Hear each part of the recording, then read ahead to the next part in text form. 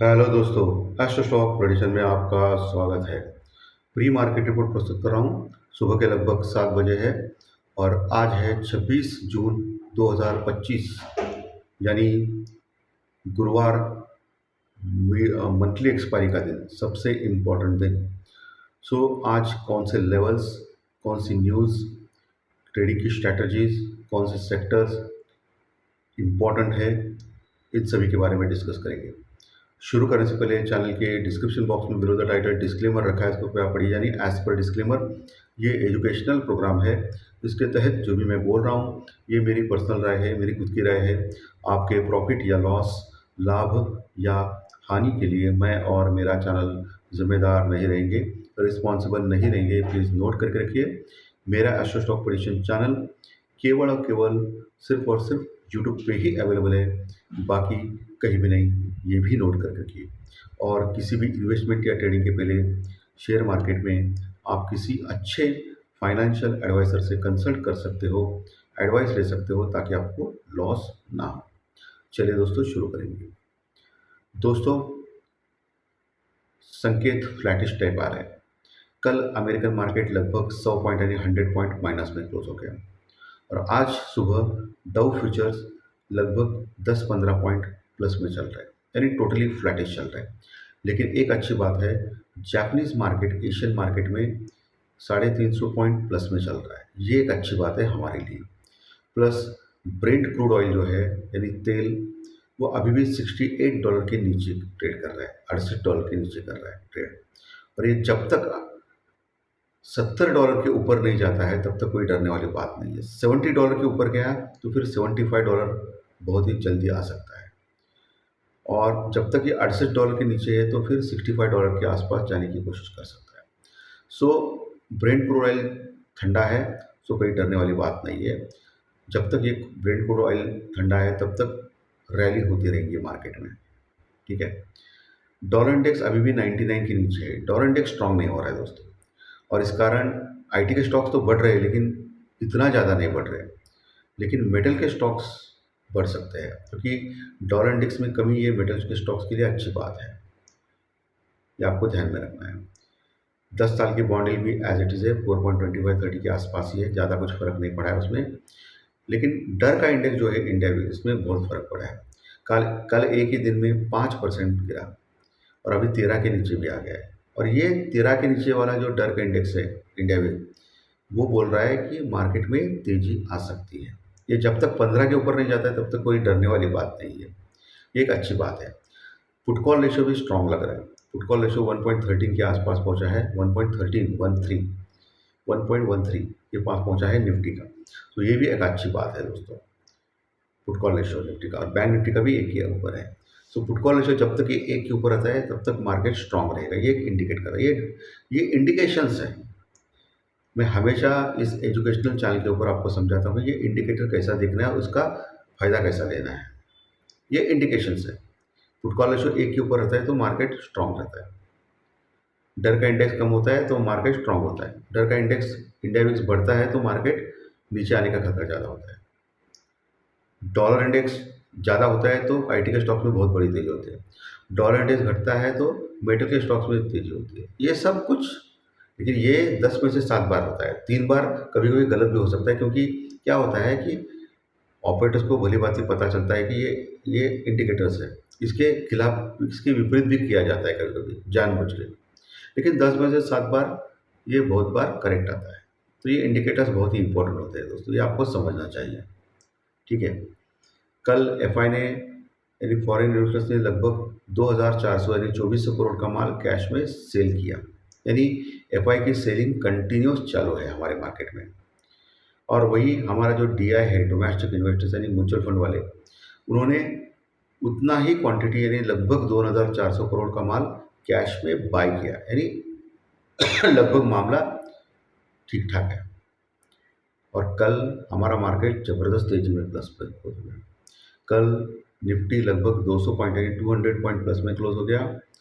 और कहाँ क्लोज हो गया? 25,244 के पास, 25,244 के पास। और वही बैंक निफ्टी लगभग 160 पॉइंट 160 पॉइंट प्लस में क्लोज हो गया।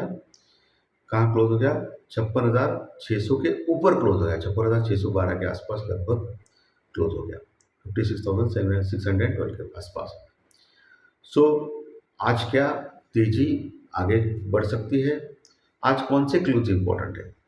पहली चीज़ सबसे इम्पोर्टेंट तो कोई क्लूज नहीं है, इसलिए जो डाउ फ्यूचर डाउ जोन्स ये सब कुछ सुस्त चल रहे हैं।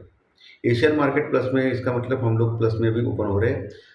गिफ्ट निफ्टी इंडिकेट कर रहा है लगभग 40 पॉइंट यानी 40 पॉइंट प्लस में ओपन होने का, यानी हम लोग फ्लैट टू पॉजिटिव ओपन होंगे। और ये 40 पॉइंट ओपन होने के बाद मुझे लगता है शायद हम लोग ओपन हो जाएंगे 24,280 के आसपास, 24,280 के आसपास, जैसा गिफ्ट निफ्टी अभी सुबह 7 बजे दिखा रहा है। बाद में 9 बजे अलग दिखा सकता है, ओपन होने के बाद अलग हो सकता है, वो अलग बात है। सो पहला रेजिस्टेंस रिकॉर्ड कहाँ मिलेगा निफ्टी को। 2 दिन पहले का जो हाई है निफ्टी का 24,300-320 का, 24,300-320 का, वो एक पहला रेजिस्टेंस रिकॉर्ड हो सकता है आज के लिए। सो मोटा मोटी आप मान लें 24,300 से लेकर 350, 24,300 से 350 के आसपास जब आएगा निफ्टी आज ओपन होने के बाद, अगर आ गया तो फिर वहाँ रेजिस्टेंस रुकावट फेस कर सकता है और फिर नीचे आने का कोशिश कर सकता है। अगर किंतु परंतु 24,350 यानी 24,350 के ऊपर टिक गया 15-20 मिनट, तो एक शानदार रैली निफ्टी में आ सकती है, जो निफ्टी को लेके जा सकती है 24,500 तक, 24,500 तक, जहां फिर से रेजिस्टेंस यानी रुकावट लेवल रह सकता है आज के लिए। वहाँ कॉल राइटर्स है, बहुत ज़बरदस्त कॉल राइटिंग हो गई है, तो इतना आसान नहीं रहेगा उसको क्रॉस करके आगे बढ़ना। सो मुझे लगता है कि मोटा मोटी ज़्यादा ज़बरदस्त एक रैली हो गई तो भी 24,500 पार करना थोड़ा मुश्किल है, तो फिर वहाँ से मार्केट नीचे आने का खतरा ज़्यादा है। अगर कोई पॉजिटिव न्यूज़ आ गई 24,500 के ऊपर भी निकल गया, तो फिर शानदार रैली फिर से 24,650 तक आ सकती है निफ्टी में। नीचे कहाँ तक जा सकता है, नीचे सबको पता है 25,000 ऊपर, 25,650 के ऊपर जा सकता है। मैं 24,000 गलती से बोला, 25,650 तक जा सकता है अगर 25,500 क्रॉस किया तो निफ्टी ने। ओके, लेकिन 25,500 एक बहुत बड़ा रेजिस्टेंस रिकॉर्ड लेवल है, ऊपर का लेवल, वहाँ राइटिंग हो गई है, कॉल राइटिंग, तो वहाँ से फिर नीचे आने का खतरा है। अभी कहाँ क्लोज हो गया है, 25,244 के बाद, 25,244 के बाद अगला स्टॉक 25,300-350 रजिस्टर रिकॉर्ड। ये बहुत बहुत इंपॉर्टेंट होता है टेक्निकल लेवल दोस्तों, ये आपको रट्टा मार मार के मैं बोल रहा हूँ, क्योंकि आपके दिमाग में रहना चाहिए, ठीक है। और उस समय का माहौल, वर्ल्ड मार्केट क्या कर रहा है क्या नहीं, ऐसा आपको देखना चाहिए और आपको डिसीजन लेना चाहिए, जो 10 में से 7-8 बार सही हो सकते हैं, ठीक है।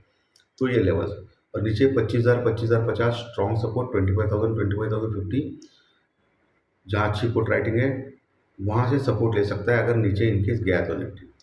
और उसके नीचे तो 24,800, 850 स्ट्रॉन्ग, बहुत ही स्ट्रॉन्ग सपोर्ट है, 24,800, 850, 24,800, 850 के पास अगर गलती से आ गया तो वहाँ से एक बाउंस बैक बनता है दोस्तों निफ्टी में। बैंक निफ्टी के लेवल, बैंक निफ्टी में 56,200, 300, 56,200, 300 एक लेवल स्ट्रॉन्ग सपोर्ट का काम कर सकता है। नीचे के लेवल पे अगर आ गया तो उसके नीचे 56,000 का लेवल स्ट्रॉन्ग सपोर्ट है 56,000 का, और उसके नीचे निकल गया वीकनेस के कारण यानी मंदा हो गया तो फिर 55,800 और 55,500 ये बहुत ही स्ट्रॉन्ग सपोर्ट है। सबसे बड़ा स्ट्रॉन्ग सपोर्ट 55,500 का है, जो पिछले कई महीने से लगातार 2 दिन उसके नीचे क्लोज नहीं किया है बैंक निफ्टी ने। सो 55,500 एक बहुत बड़ा सपोर्ट है, इनकेस बहुत बड़ी फॉल आती है तो बैंक निफ्टी में। अभी तो कहाँ है, 56,612 या 20 के आसपास है, 56,600 के ऊपर है अभी। ऊपर 56,800, 850 रजिस्टेंस रिकॉर्ड के लेवल हो सकते हैं बैंक निफ्टी में, और उसके ऊपर निकल गया 56,800 के ऊपर तो 57,000, 57,100, 57,100 जो ऑल टाइम हाई का लेवल है लगभग वहाँ तक जा सकता है, लेकिन वहाँ बहुत बड़ा रजिस्टेंस रिकॉर्ड है, इतना आसानी से क्रॉस नहीं कर पाएगा, वहाँ से फिर नीचे आने का खतरा ज़्यादा है। अगर 57,100 यानी 57,100 के ऊपर निकल गया बैंक निफ्टी तो एक स्ट्रॉन्ग रैली हो सकती है बैंक निफ्टी में, ठीक है। तो आज ट्रेडिंग स्ट्रेटेजी क्या करना चाहिए, आज मंथली एक्सपायरी का लेना है। तो हमेशा देखा गया है कि एक्सपायरी के दिन मार्केट टाइम पास करता है। आज वैसे भी क्लूज नहीं है, कुछ बड़े क्लूज नहीं है, बड़ा कोई न्यूज़ आ गया तो मार्केट में मूवमेंट हो सकता है। सो आज क्या करना है, सुबह 9:15 से लेकर 10:30 पौने 11 बजे तक जो भी आपको ट्रेड करना है कॉल पुट में, वो आप कर सकते हो। ठीक है? उसके बाद एक टाइम पास का सेशन रह सकता है मार्केट में। फिर दोपहर 1 डेढ़ बजे के बाद 3:30 बजे तक एक थोड़ा मूवमेंट रह सकता है मार्केट में। तो उस समय फिर से आप ट्रेड कर सकते हो ऑप्शन में। ऑप्शन में प्रॉब्लम क्या है कि ऑप्शन के प्रीमियम घटाने जाने के कारण कॉल और पुट ऑप्शन बायर्स को फ़ायदा होने के चांसेस कम होते हैं।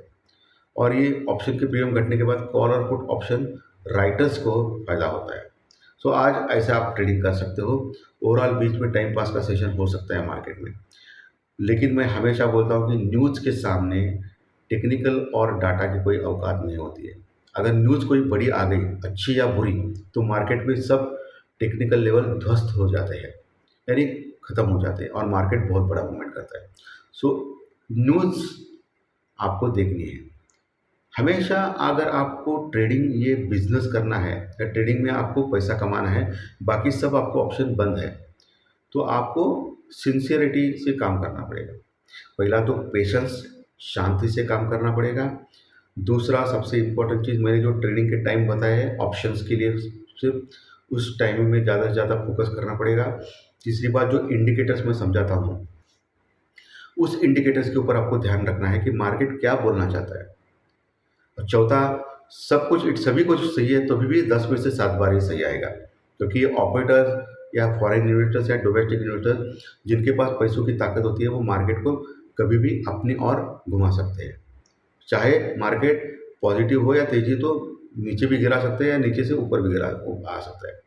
सो गैम्बलिंग टाइप। तो ये बात, और proper stop loss, proper hedging, कम से कम लॉट में काम करना, अपना कैपिटल ख्याल रखना, ये भी चीज़ें आपको आनी चाहिए। ये सब चीज़ें अगर आप करेंगे तो 10 में से 7 बार आप जीत सकते हो। 3 बार वैसे भी हार सकते हो, क्योंकि ये ऑप्शन है और पैसा जिसके पास है उसकी पावर होती है। पैसे के कारण मार्केट घूमता है। ये हमारा 1 लाख 2 लाख 10 लाख से कुछ होता नहीं है, ये हज़ारों करोड़ रुपए इसके ऊपर होता है काम सब। तो ये चीज़ें आपको ध्यान में रखनी है दोस्तों। ओके, तो शायद मुझे लगता है कि मैंने सब कुछ चीज़ें आपको बोली है। अभी सिर्फ सेक्टर्स के बारे में बात करेंगे। सेक्टर्स में मेटल सेक्टर्स को मैंने बोला है, फार्मा सेक्टर्स में भी थोड़ी जान लगती है, उसमें भी आप देख सकते हो, ये इंटरेस्टिंग लग रहा है। और बाकी एफएमसीजी सेक्टर्स पिछले कई दिनों से लगातार परफॉर्म नहीं कर रहा है, एक फ्लैटिश चल रहा है। तो मुझे लगता है कि आज की एक्सपायरी होने के बाद कल से ये सेक्टर दौड़ेगा, ऐसा मुझे लग रहा है, क्योंकि वैसे भी मानसून अच्छा चल रहा है। सो ये सेक्टर ना चलने का कोई रीज़न नहीं है, अभी तक तो चला नहीं है, ये कल से दौड़ सकता है, ऐसा मुझे लग रहा है। कि मेरा अनुमान है, मैं गलत भी हो सकता हूँ भाई। और वैसे भी मैंने आपको ऑलरेडी बोला है कि जो भी आपको ट्रेड करना है या इन्वेस्ट करना है, आपके फाइनेंशियल एडवाइज़र से कंसल्ट करके करना है, ताकि आपको लॉस ना हो। तो दोस्तों, आज का सेशन अभी यही ख़त्म करता हूँ। अच्छा लगा तो लाइक दबाइए, कमेंट बॉक्स में कमेंट लिखिए, और जो नए दर्शक पहली बार चैनल देख रहे हैं वो सब्सक्राइब का बटन ज़रूर दबाएँ, ताकि आपको आने वाली सभी वीडियो इसी चैनल के ऊपर सिर्फ और सिर्फ यूट्यूब के ऊपर ज़रूर देखने को मिलेंगे। धन्यवाद। फिर मिलेंगे शाम ज्योतिष शास्त्र पर जानकारी के लिए। Thank you.